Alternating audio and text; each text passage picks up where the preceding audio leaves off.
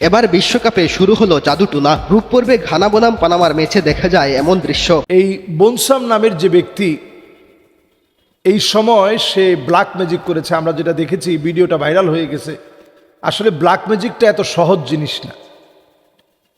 এটা আমরা যত সহজে এখন বাংলাদেশে একেবারে পুতুল দিয়ে মাছ দিয়ে বিভিন্নভাবে ব্ল্যাক ম্যাজিক করে ফেলতেছি, এটা কিন্তু এত সহজ জিনিস না।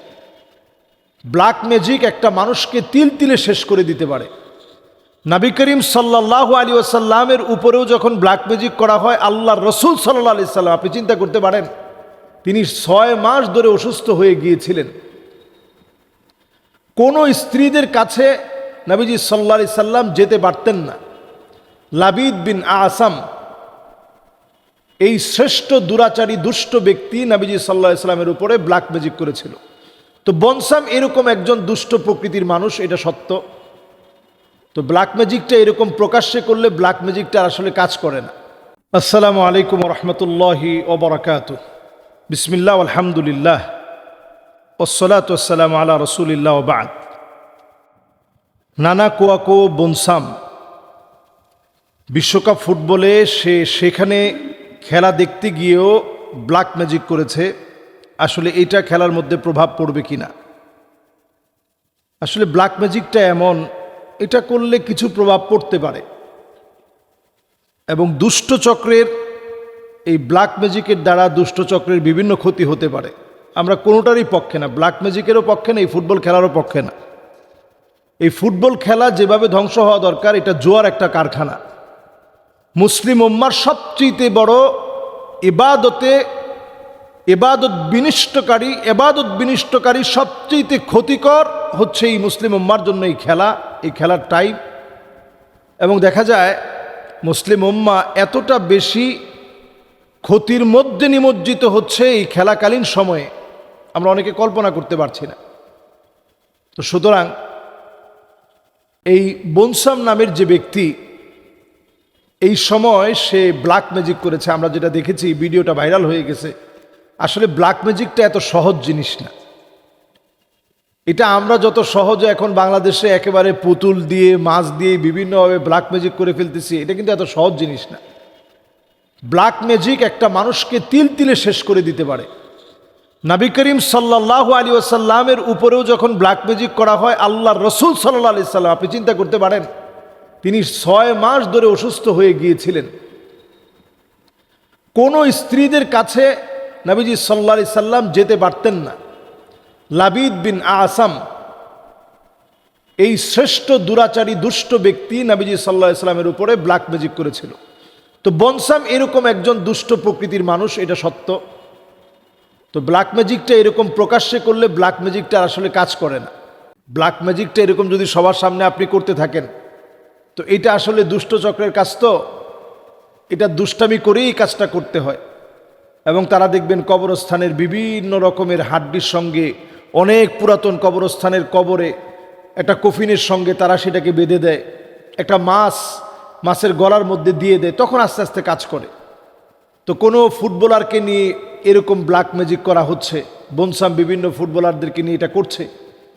তো এটা এই গানার এই জাদুকর যে আছে, ব্ল্যাক ম্যাজিশিয়ান যে আছে, তার অনেক এরকম দুষ্টামি আমরা ইতিপূর্বেও দেখেছি। তো এগুলো আমাদের সমাজে ব্ল্যাক ম্যাজিকের মতো একটা এইরকম শয়তানি, এইরকম একটা দুষ্টামি, এটাকে ওপেন করে দেওয়া হচ্ছে, সহজ করে দেওয়া হচ্ছে। এটা কিন্তু সহজ কথা না, এটা দণ্ডনীয় একটি অপরাধ। ব্ল্যাক ম্যাজিক করাটা দণ্ডনীয় অপরাধ। আপনি একটা মানুষকে তিল তিলে নষ্ট করে দিবেন, তার প্রতিভা আপনি নষ্ট করে দিবেন, তাকে আপনি মৃত্যুর দিকে ঠেলে দিবেন। এটাকে ওপেন ক্যামেরার সামনে নিয়ে আসা হয়েছে, এটাকে আমরা কিছু মনে করছি না। তার মানে আজকের এই পৃথিবী চায় ব্ল্যাক ম্যাজিক বেড়ে যাক, এই কালো জাদুর প্রভাব বেড়ে যাক। এই কালো জাদুর প্রভাবটা দিন দিন বেড়ে যাচ্ছে, আরও বেড়ে যাক। এমনকি দুবাইয়ে আইন করা হয়েছে যে হাজার হাজার রিয়াল, হাজার হাজার দিরহাম জরিমানা করা হবে যদি এটা প্রমাণিত হয়। নবীজি সাল্লাল্লাহু আলাইহি ওয়াসাল্লামের হাদিস থেকে এটা শাস্তি হচ্ছে হাদ্দুস সাহিরি দরবাতুন বিসাইফ, মৃত্যুদণ্ড হচ্ছে শাস্তি। সুতরাং এই বিষয়গুলো সহজ বিষয় না, এটাকে আমরা একেবারে সহজ বানিয়ে ফেলেছি।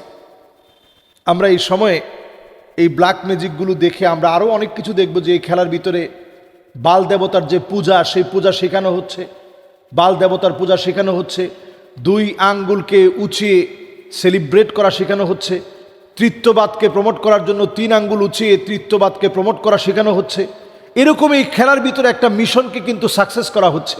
এবং এখানে বারবার বলা হচ্ছে এই পৃথিবীর যারা বড় বড় জ্যোতিষী আছে, এই পৃথিবীর যারা বিভিন্ন সময়ে প্রেডিকশন বলে দেয়, সিমসন কার্টুন থেকে শুরু করে প্রেডিকশন বলে দেয়, এই রকম অনেক কিছু আপনি দেখবেন এই খেলাকে ঘিরে মানুষের ঈমান ধ্বংসের জন্য উঠে পড়ে লেগেছে।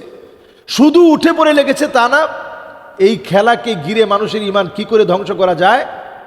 দেখবেন যারা প্রেডিকশন বলে আগামীর পৃথিবীতে কি ঘটতে যাচ্ছে, তারা দেখবেন বলবে এলিয়ন মাঠে এসে, এরপরে এলিয়ন দেখবেন খেলোয়াড় সহ দর্শকদেরকে উঠিয়ে নিয়ে যাবে। এটাও মানুষের বিশ্বাস করা লাগবে। তবে আমি বলছি এবারের বিশ্বকাপে অনেকগুলো বিপর্যয় ঘটবে। এটা আপনারা যারা খেলাপ্রিয় মানুষ, আপনাদের চোখের সামনে চলে আসবে, মিডিয়ায় চলে আসবে। কারণ আল্লাহ রাব্বুল ইজ্জাতুল জালাল এই সময়টাতে অবশ্যই তাদেরকে তাদের এই অট্টহাসির শাস্তি আল্লাহ তাআলা দিবেন। আসসালামু আলাইকুম ওয়া রাহমাতুল্লাহি ওয়া বারাকাতুহু। আমরা যারা বাজারে যাই, বাজারে যাওয়ার সময় ছোট্ট একটা আমল আছে, যে আমলটি করার কারণে জিনের অনেক কুমন্ত্রণা থেকে আপনি বেঁচে যাবেন। বাজারে যারা একেবারে শেষ টাইমে আসেন, জিনের অনেক রকমের কুমন্ত্রণা আপনাকে ক্ষতি করার জন্য সেই সময় চেষ্টা করে। দুষ্ট জিনেরা আপনাকে ভয় দেখানোর চেষ্টা করে, ভয় দেখায় কখনো কখনো। এই জন্য আমরা সেই সময়ে একটা দোয়া পড়ি, লা ইলাহা ইল্লাল্লাহু ওয়াহদাহু লা শারীকা লাহ, লাহুল মুলকু ওয়া লাহুল হামদ, ইউহয়ী ওয়া ইউমীত ওয়া হুয়া হাইয়ুন লা ইয়ামুত, বিয়াদিহিল খায়র ওয়া হুয়া আলা কুল্লি শাইইন কাদির। এই সুন্দর দোয়াটি পড়ার মধ্য দিয়ে আপনি বাজার থেকে নিরাপত্তা নিয়ে ঘরে ফিরে আসবেন। তাহলে বাজারে আমরা যারা যাচ্ছি, দোয়াটা আমরা পড়ার চেষ্টা করি। খুব বেশি কঠিন কিছু না। লা ইলাহা ইল্লাল্লাহু ওয়াহদাহু লা শারীকা লাহ, লাহুল মুলকু ওয়া লাহুল হামদ, ইউহয়ী ওয়া ইউমীত ওয়া হুয়া হাইয়ুন লা ইয়ামুত, বিয়াদিহিল খায়র ওয়া হুয়া আলা কুল্লি শাইইন কাদির। এই ছোট্ট দোয়াটি আমরা একটু মুখস্থ করে নেই এবং অনুধাবন করি। লা ইলাহা ইল্লাল্লাহু ওয়াহদাহু, আল্লাহ ছাড়া কোনো ইলাহ নাই, আল্লাহ ছাড়া কোনো মাবুদ নেই। আল্লাহ তাআলা চিরস্থায়ী চিরঞ্জীব যিনি, সেই আল্লাহ রাব্বুল আলামিনের কাছে আপনি আশ্রয় চাচ্ছেন, আল্লাহকে সবচেয়ে ক্ষমতাশীল বলছেন। এই দোয়া যদি আপনি পড়েন, যত দুষ্ট জিন হোক আপনার কোনো ক্ষতি সাধন করতে পারবে না। সাধারণভাবে এই দোয়াগুলো আমরা যদি মুখস্থ করতে পারি, ইনশাআল্লাহ আপনারা এই ভিডিওগুলো দেখে আপনারা বারবার শোনার চেষ্টা করবেন, দেখবেন ইনশাআল্লাহ বলতে বলতে আপনাদের মুখস্থ হয়ে যাবে। এই দোয়াগুলো যদি আমরা একটু মুখস্থ করে নেই, আমরা চলার পথে বালা মুসিবত বিপদ আপদ থেকে ইনশাআল্লাহ হেফাজতে থাকতে পারবো। আল্লাহ তাআলা আমাদেরকে তৌফিক দান করুক। আসসালামু আলাইকুম ওয়া রাহমাতুল্লাহি ওয়া বারাকাতুহু।